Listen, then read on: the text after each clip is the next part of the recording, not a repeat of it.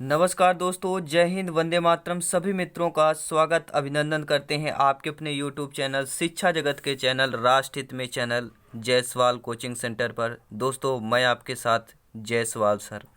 बात करेंगे संस्कृत शिक्षण विधि की, यानी संस्कृत पेडागोजी की, वो भी आपके सिलेबस के अनुसार एकदम बेसिक से। पार्ट नंबर 4 है दोस्तों। इसके पिछले पार्ट देखना है तो आई बटन पे लिंक मिल जाएगी, आप लोग देख सकते हैं। दोस्तों, पूरा हम बात करेंगे, डिटेल के साथ लाए हैं। अभी आपका जो पेडागोजी यानी शिक्षण शास्त्र है, पूरा हिंदी में बता रहे हैं। इसके बाद जो हम आप लोगों को क्वेश्चन करवाएंगे वह टोटल आपका रहेगा क्या, संस्कृत भाषा में रहेगा। जो भी प्रैक्टिस सेट करवाएंगे, इसके क्वेश्चन भी करवाएंगे, 4 ऑप्शन रहेंगे, संस्कृत भाषा में रहेंगे ऑप्शंस।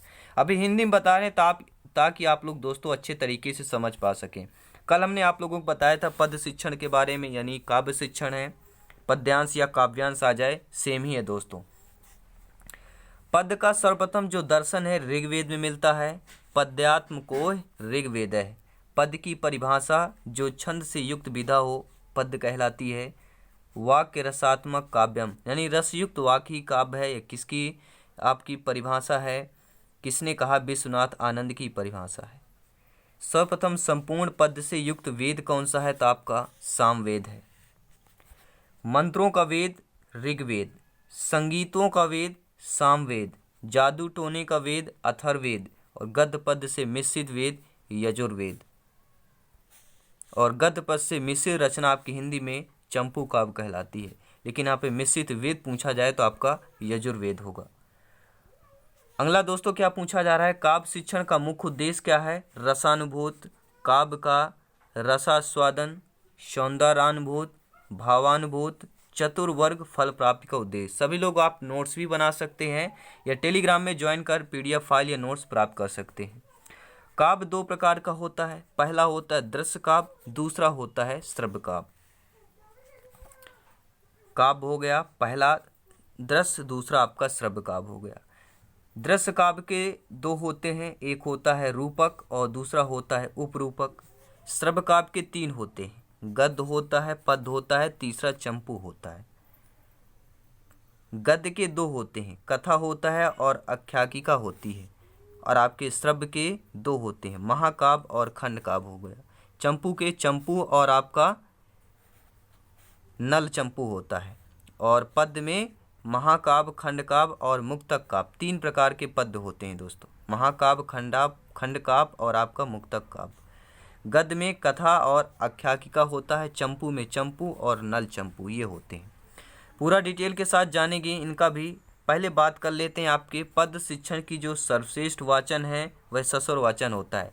आपके एग्जाम में आता है कि पद शिक्षणम सर्वश्रेष्ठम वाचनम अस्ति, तो आपके ससुर वाचनम हो जाएगा, ससुर वाचन सही होगा।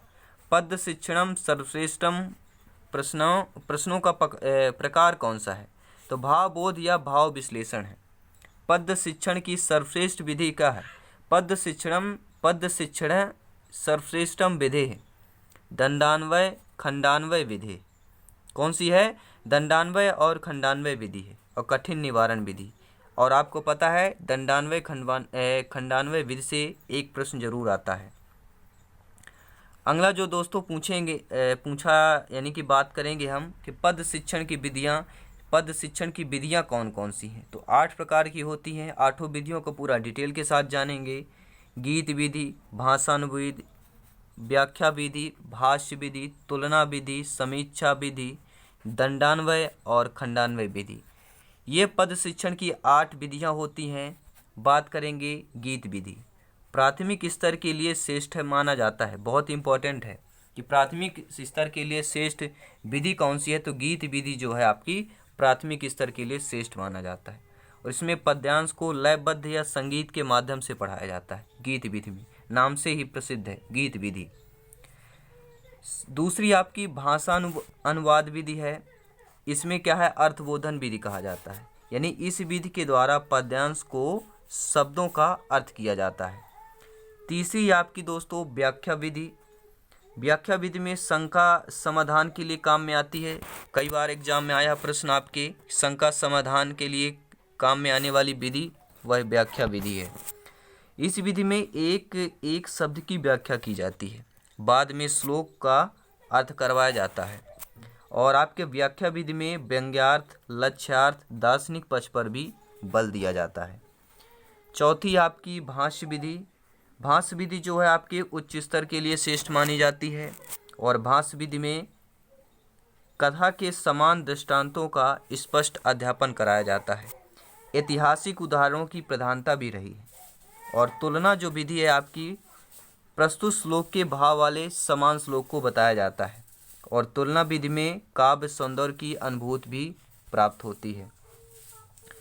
छठवीं विधि है आपकी समीक्षा विधि। काव्य की भाषा के साथ साथ भाषा शैली, छंद, अलंकार, कथा आदि को दूसरे कवियों की भाषागत विशेषता को तुलना की जाती है आपके समीक्षा विधि में। और समीक्षा विधि में गुण दोषों का विवेचन भी किया जाता है। गुण दोषों का विवेचन किस विधि में किया जाता है? आपके समीक्षा विधि में किया जाता है। अगली जो विधि है आपकी दंडान्वय विधि, यानी दंड का अर्थ होता है वाक्य। हिंदी में दंड देना का अर्थ नहीं है किसी को दंड देना। ये दंड, संस्कृत में दंड का अर्थ होता है वाक्य। और वाक्य का अर्थ होता है वाक्य का अन्वय करना, यानी कि काव्य शिक्षण में अन्वय का विशेष महत्व होता है। यानी संपूर्ण श्लोक का पूर्ण वाक्य में परिवर्तन करना दंडान्वय विधि कहलाता है। क्या है? संपूर्ण श्लोक का पूर्ण वाक्य में परिवर्तित करना आपका दंडान्वय विधि कहलाता है। और इस विधि में जो है छात्र स्वयं ही शिक्षक की सहायता से श्लोक के प्रधान अंशों को खोजता है। बहुत अच्छी विधि दोस्तों। आपकी दंडान्वय जो विधि है, ये छात्र स्वयं ही शिक्षक की सहायता से श्लोक के प्रधान अंशों को खोजता है तथा बाद में कर्ता, कर्म, क्रिया आदि व्याकरण संबंधित प्रश्नों की खोज करता है। और आपके दंडान्वय विधि में छात्र जो है निष्क्रिय तथा कक्षा अनुशासनहीन रहेगी। इसमें छात्र जो होता है निष्क्रिय तथा कक्षा के अनुशासनहीन रहते हैं। और यह विधि अमनोवैज्ञानिक है, बहुत बार एग्जाम में पूछा जाता है। तो आपकी जो दंडान्वय विधि है वह आपकी अमनोवैज्ञानिक विधि है। ये सभी लोग नोट कर लेंगे, बहुत ही इंपॉर्टेंट टॉपिक है ये। और अब बात करेंगे खंडान्वय विधि की, कि खंडान्वय विधि में सर्वप्रथम प्रधान वाक्य ढूंढा जाता है। प्रधान वाक्य कौन सा है? और इसमें व्याकरण संबंधित प्रश्नों के स्थान पर पाठ विषय संबंधित प्रश्न पूछे जाते हैं। जो खंडान्वय विधि है इसमें क्या है? व्याकरण संबंधित प्रश्नों के स्थान पर जो है पाठ विषय संबंधित प्रश्न पूछे जाते हैं आपके खंडान्वय विधि में। और इसमें छात्र सक्रिय तथा कक्षा अनुशासित रहते हैं। इसमें जो छात्र सक्रिय तथा कक्षा कैसी रहती है? अनुशासित रहती है। और यह विधि आपकी मनोवैज्ञानिक विधि है। तो खंडान्वय विधि आपकी मनोवैज्ञानिक है और दंडान्वय विधि आपकी अमनोवैज्ञानिक है। तो ये दोनों हम आपने डिटेल के साथ पढ़ लिया। दोस्तों मैं संस्कृत भाषा में भी आपको शिक्षण शास्त्र पढ़ा सकता हूँ, लेकिन आप लोग अगर समझने को तैयार हो तो मैं संस्कृत भाषा में भी लाने की कोशिश करूँगा। लेकिन आप जितनी भी क्लासेस लेंगे वहाँ पर आपको हिंदी में रूपांतरित करके बताया ही जाता है, क्योंकि शिक्षण शास्त्र दोस्तों हिंदी में बहुत ज़्यादा समझ में आती है, क्योंकि हमारी मातृभाषा लैंग्वेज जो ज़्यादा है 60% जो है हिंदी बोलते हैं। तो जो भी प्रश्न आएंगे प्रैक्टिस सेट हम करेंगे इससे रिलेटेड, तो आपके संस्कृत भाषा में रहेंगे, क्वेश्चन आपके संस्कृत में ही लाएंगे। अब आप बात करेंगे व्याकरण शिक्षण की। व्याकरण की जो व्युत्पत्ति है दोस्तों, क्या है? व्युत्पत्ति जो हुई है बी, आ, क्री और लिट से हुई है व्याकरण, यानी दो उपसर्ग लगे हुए हैं, दो आपके प्रत्यय हैं, ये सभी जान लीजिएगा। बी और आ ये दो क्या है? उपसर्ग है व्याकरण में। क्री यहाँ पे क्या हो जाएगा? और ल्युट प्रत्यय लगा हुआ है। क्या प्रत्यय है आपका? ल्युट प्रत्यय यहाँ पे लगा है। अब बात करते हैं दोस्तों जो कि पतंजलि ने व्याकरण को शब्दानुशासन की संज्ञा दी है। प्रश्न आ गया, शब्दानुशासन की संज्ञा किसने दी है? व्याकरण को शब्दानुशासन की संज्ञा किसने दी है? तो पतंजलि ने दी है। और व्याकरण को भाषा का प्राण तत्व भी कहते हैं। व्याकरण को शब्द की शुद्ध व अशुद्ध का शास्त्र कहते हैं। व्याकरण शिक्षण का उद्देश्य शब्दों की शुद्ध व अशुद्ध का ज्ञान कहते हैं। व्याकरण शिक्षण की सर्वश्रेष्ठ विधि जो है आगमन निगमन विधि है।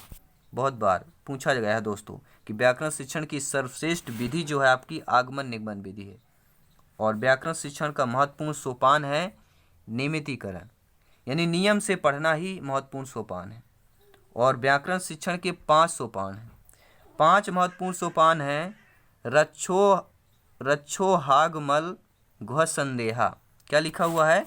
रच्छो हागमल घ्व संदेहा। ये आपके क्या है? 5 सोपान दिए गए हैं। 5 सोपान कौन से हैं? देखिए, रच्छो हाग यानी रक्षा और ऊह, आगमन, लघु, असंदेह, ये 5 आपके सोपान हैं व्याकरण शिक्षण के। आप लोग नोट कर लीजिएंगे। और संस्कृत के जो कुल सोपानों की अगर तो आपके दोस्तों व्याकरण शिक्षण के 5 सोपान हैं और आपके संस्कृत में जो कुल बात करें आपके 18 सोपान हैं। अब बात करते हैं व्याकरण शिक्षण की विधियों के बारे में। व्याकरण शिक्षण की 8 विधियां हैं। व्याकरण शिक्षण की 2 विधियां जैसे प्राचीन और अर्वाचीन हो गया। प्राचीन विधियां के 8 प्रकार हैं। परंपरागत विधि, कंठस्थीकरण विधि, परायण विधि, वाद विवाद विधि, व्याख्या विधि, भाषा संसर्ग विधि, आगमन विधि, निगमन विधि। जो महत्वपूर्ण है वही यहाँ पे हम लिख रहे हैं दोस्तों। जो महत्वपूर्ण विधियाँ हैं आपके एग्जाम में प्रश्न आते हैं। व्याकरण स्मृतम मुखम, परंपरागत विधि। इस विधि के अंतर्गत गुरुकुल पद्धति द्वारा व्याकरण शिक्षण का अध्ययन करवाया जाता था। जो परंपरागत विधि है, परंपरागत विधि में क्या है? गुरुकुल पद्धति द्वारा व्याकरण शिक्षण का अध्ययन करवाया जाता था। क्योंकि पहले करवाया जाता था। इस विधि में पतंजलि के आगमन निगमन विधि के आधार पर अध्ययन करवाया जाता था। इस विधि में अष्टाध्यायी के सूत्रों को कंठस्थीकरण करवाया जाता था। इस विधि में कंठस्थीकरण पर बल दिया जाता था, ना कि अर्थबोधन पर। पतंजलि ने प्रकृति प्रत्यय पर विशेष बल दिया है। और सेकंड आपकी है आगमन विधि। इसके प्रवर्तक पतंजलि हैं और यह व्यक्तिगत अन्वेषण विधि भी है। व्यक्तिगत अन्वेषण विधि कौन सी है? आपकी आगमन विधि है। आगमन विधि के 4 सोपान हैं। उदाहरण से नियम की ओर। आगमन विधि उदाहरण से नियम की ओर जाना।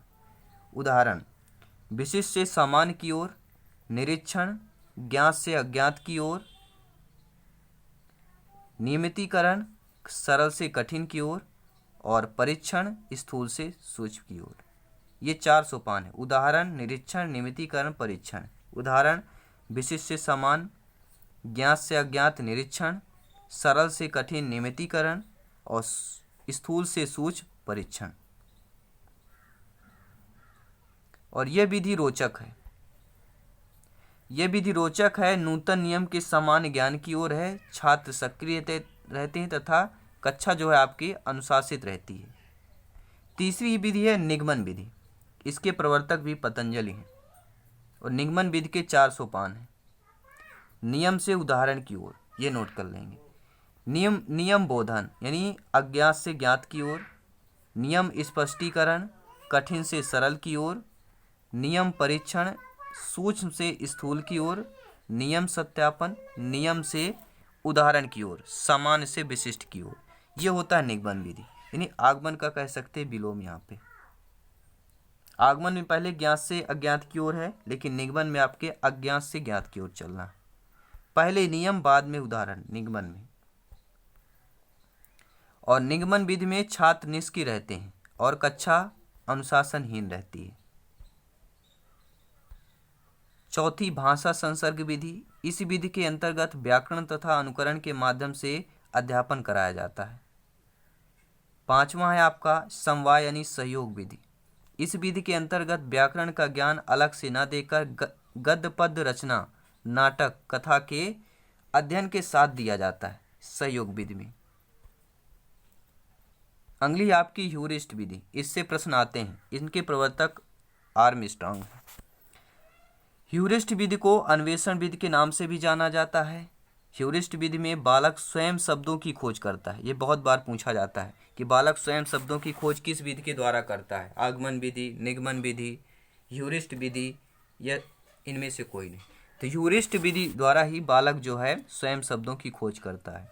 और ह्यूरिस्टिक विधि जो है सीखो नामक सिद्धांत पर काम करती है। 7वीं विधि है क्या लिखा है? अन्वय व्यतिरेक विधि। अन्वय व्यतिरेक विधि में क्या होता है, काव्य शिक्षण के अन्वय को आधार मानकर प्रत्येक शब्द का व्याकरण दस से टुकड़े यानी कि खंड करके व्याकरण शिक्षण करवाया जाता है। ये रहे दोस्तों आपकी 8 विधियां व्याकरण शिक्षण की। प्रमुख विधियां हमने 7 विधियां ली है और हम बात करेंगे नाटक शिक्षण के बारे में। तो नाटक शिक्षण हम कल डिटेल के साथ बताएंगे दोस्तों। क्लासेज बहुत ज़्यादा लंबी नहीं कर रहे हैं क्योंकि आपका शिक्षण शास्त्र जो है ज़्यादा दिन नहीं, 1 हफ्ते में कंप्लीट हो जाएगा और 1 हफ्ते में सारे क्वेश्चन हम आपको कंप्लीट करवा देंगे। तो नाटक शिक्षण में थोड़ा आज जान लेते हैं कि नाटक शिक्षण का अर्थ क्या होता है। अभिनय करना। नाटक को पंचम वेद भी कहा गया है। भरत मुनि नाट्य शास्त्र के जन्मदाता हैं। बहुत बार पूछा जाता है कि नाट्य शास्त्र के जन्मदाता कौन है, तो आपके भरत मुनि जी हैं और इसको पंचम वेद भी कहा जाता है। काव्येषु नाटक रम्यम, काव्येषु नाटक रम्यम अभिज्ञान शाकुंतलम में। लक्षण अवस्थानुकृति नाट्यम। अब दोस्तों मैं अगर इस तरह संस्कृत के पढ़ाऊंगा क्या आपसे समझ में आएगा? 10% लोगों को ही समझ में आएगा। अगर मैं पढ़ा दूं लक्षण अवस्थानुकृति नाट्यम, आप बोलेंगे इसका हिंदी रूपांतरण कीजिए। इसलिए मैं आपको दोस्तों हिंदी में शिक्षण शास्त्र कंप्लीट कर रहा हूं बेसिक से आपकी। तो 10 रूपम धनंजय। नाट्य शास्त्र मुख्य उद्देश्य क्या है? छात्रों का सर्वांगीण विकास। नाट्य शास्त्र का जो मुख्य उद्देश्य है छात्रों का सर्वांगीण विकास। और वाचन के 2 प्रकार होते हैं, सस्वर वाचन और मौन वाचन। नाट्य शिक्षण का सर्वश्रेष्ठ वाचन और सोपान है आपका पाठाभिनय यानी पाठ का विनय। नाट्य शिक्षण का सर्वश्रेष्ठ प्रश्नों का प्रकार है चरित्र संबंधित। नाट्य शिक्षण की आत्मा अभिनय को कहते हैं। सर्वश्रेष्ठ अभिनय आपका सात्विक अभिनय होता है। ये बहुत बार आता है कि नाट्य शिक्षण की आत्मा, तो अभिनय हो जाता है। तो दोस्तों हम कल पूरा डिटेल के साथ लाएंगे। ये क्लास आपके लिए कैसी लगी हमें कमेंट करके जरूर बताएं।